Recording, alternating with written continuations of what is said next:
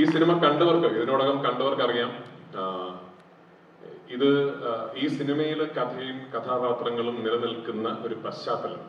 ആ പശ്ചാത്തലത്തിന്റെ ജനസിസ് എന്ന് പറയുന്നത് മാമ്പറക്കൽ അഹമ്മദ് അലി എന്ന് പറയുന്ന ലാലേട്ടൻ അവതരിപ്പിക്കുന്ന കഥാപാത്രത്തിൻ്റെതാണ്. ഒരു തരത്തിൽ പറഞ്ഞാൽ മാമ്പറക്കൽ അഹമ്മദ് അലിയുടെ ഒരു വലിയ ലോകത്തിന്റെ, ഒരു വലിയ കഥയുടെ അടർത്തി മാറ്റപ്പെട്ട ഒരു ഏടാണ് ഖലീഫ പാർട്ട് 1 എന്ന് പറയുന്ന സിനിമ.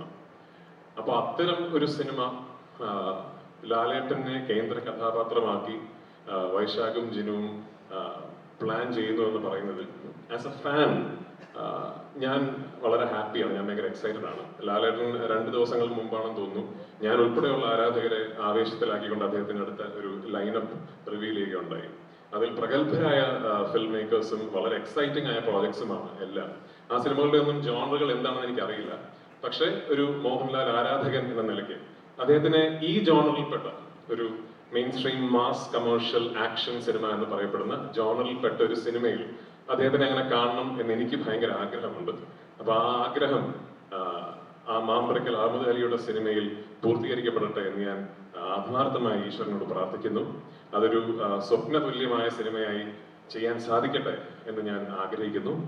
വൺസ് അഗെയിൻ ഇന്നിവിടെ എത്തിച്ചേർന്ന എല്ലാവർക്കും ഞാൻ നന്ദി പറയുന്നു.